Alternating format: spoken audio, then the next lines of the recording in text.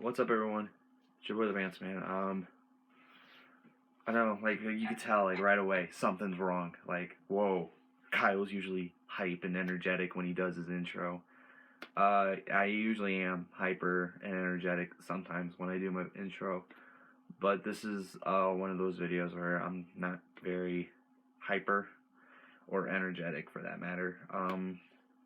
Because there's been a lot of talk about what's been going on. Like, I've had to explain to quite a few people what's been going on right now as of lately.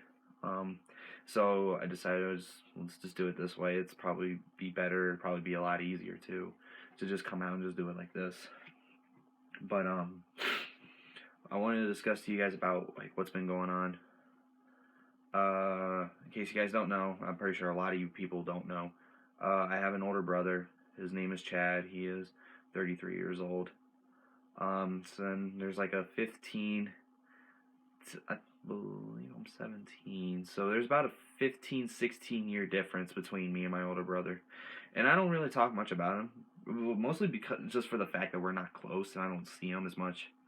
I really don't see him as often as like I kind of like would want to, but like at the same time I kind of don't, because when I see him it's more of like whenever my dad's in town. And whenever my dad's in town, it's mostly on a holiday, so I usually get to see him on holidays whenever dad shows up, which is nice. I kind of like seeing him at that kind of rate.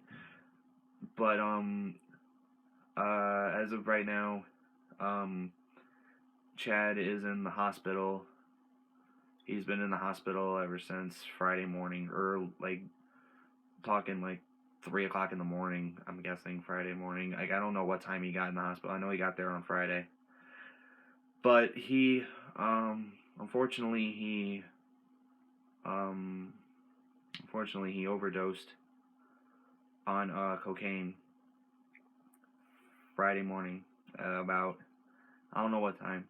I don't know what time he overdosed. It was, all I know is that they found him in the parking lot at the train station bar in Elyria. One of the guys working said a customer came in at about that time and said that Chad was laying out in the parking lot. He was laying out in the parking lot, unresponsive, not moving, not breathing, and he ran out there, saw him laying there, he called 911, and that's all I got of that, of what happened. All I know is that he overdosed, and he got pushed out of a car and just left there in the parking lot. The guy who pushed him out of the car got arrested, and they charged him with aggravated robbery. But like, it's weird. I talked to him a couple days before that happened. I asked him where he got his tattoo because, spoiler alert, I'm getting my first tattoo probably on my birthday. I'm probably gonna get it right here, but it actually depends now after this. Whatever happens, it depends on either if I'm gonna get it here or if I'm gonna change it completely and get it right here down my shoulder and arm. But I found out when I was at school Friday, let's say about 11:45. It's about the time I found out what happened, because his other brother Charlie messaged me and said all I saw of it was that Chad's in the hospital, and I didn't really think too much of it, to be honest. I didn't really think much of it at all. I just kind of like, okay, he's in the hospital, like, okay, I'm like, oh, it must not be too urgent. I just wasn't paying much attention to it. Then I got two messages from, I'm guessing his friends on, I'm guessing his friends. One of the guys that messaged me, the guy that messaged me was the bartender that called the ambulance. I don't know who the female was, but they both told me that he's in ICU, and I'm like, whoa, whoa, whoa, whoa. Like now I'm concerned. Like my interest has now like been sparked. Like, okay, what's going on? And they said he's in ICU right now. He was found unresponsive in a parking lot due to an overdose. Or they didn't say overdose. I found that out from Charlie. He overdosed on coke later after I got home. But they just said he was unresponsive in the parking lot. I know I'm kind of like going back to like the same thing I just said like 3 or 4 times. I'm not good with talking. In case you guys can tell, I'm not the best with talking. But like as I said, now this is gonna be like the fourth time I said this. That he was found in the parking lot, and I'm like, oh shit.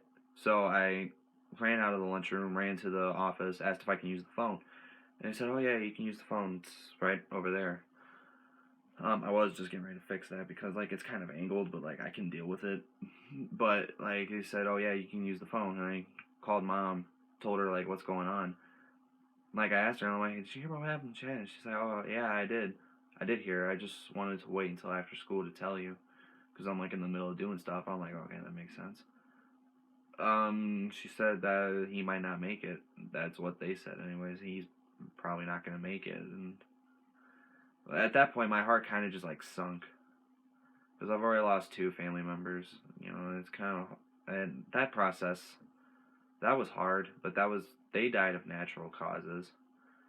And to know that if Chad does die, he's gonna end up because of overdose.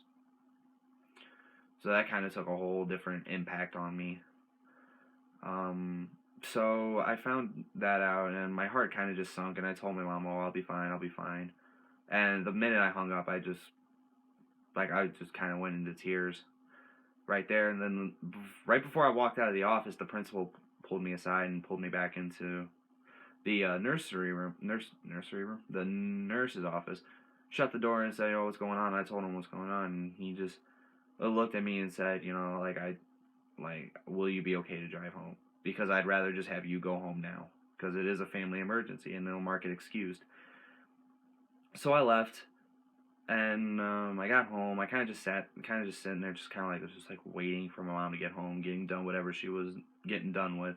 She was helping one of her friends move, so like I had to wait for her to get home, and I'm kind of just like sitting there, kind of just like rocking back and forth. I text Kenna, told her what was going on, that I just needed someone to talk to, and then Charlie I asked Charlie, I'm like, what happened? And he said, long story short, overdosed on coke and got thrown out of a car. I'm like, okay, well at least he told me that. And then when mom got home, she took a shower because she wasn't exactly smelling the best, like me on a daily basis. But so she took a shower, got out, we left, go to the hospital, and I got there. There was quite a few people there already. Braden, his son, my nephew was there. His other brother, Charlie, was there. My uncle, my aunt, grandma, just about anyone I could think of was there. Dad was on his way at that point. He didn't get there until a little bit after I left. But, I wanted to see him. My mom took me there, but she didn't go in to see him. It was more of like, it's not that she didn't do it in a disrespectfully way. She just she told me she couldn't just physically go in there and just see him all hooked up to machines. She couldn't force herself to do that, and plus she thought it was also a little more disrespectful because they're not family.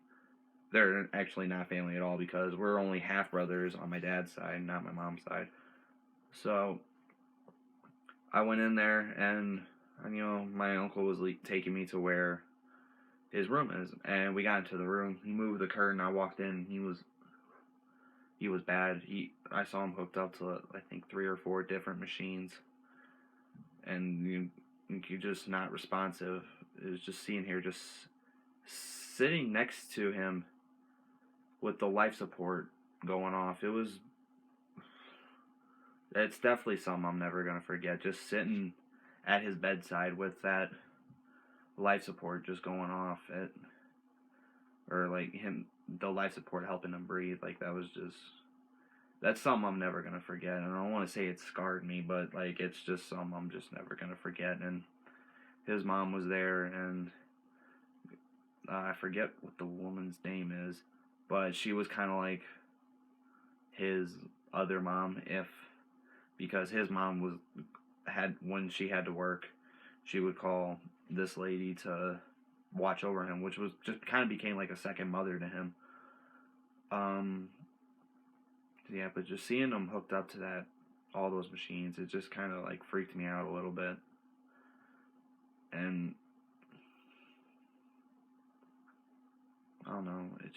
It just takes a whole different approach, or not approach. It just kind of smacks you in the face, like it just smacks you hard in the face. Like, this is reality. This is really happening.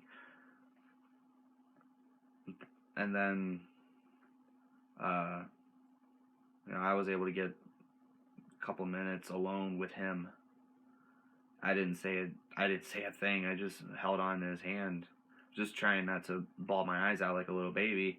But then I got hugged by the one woman I was talking about, like his second mom, hugged me, and I couldn't hold it in. I just cried for about over half the time I was in there. I just cried, and then I went back out into the waiting room, kind of just sat there for a little bit, and then I got up and left. Or excuse me, me and my mom got up and left, because there's nothing real, like, once I go to the hospital and I see it, and then like I process what's happening, I kind of just like want to leave, because I know there's nothing I can do. And there was other stuff I had going on that day, like I forget what time. I think it was like 5 o'clock. I had stuff going on for the rest of the day, and we just left, and I was quiet for most of the car ride, and I've just been texting my dad, he's been at the hospital every day. He's been texting me updates on like what's happening. So far, nothing really has happened since then. He did have a bad night 2 nights ago. Saturday night, he had a bad night. He's now hooked up to EEG, which is just monitoring.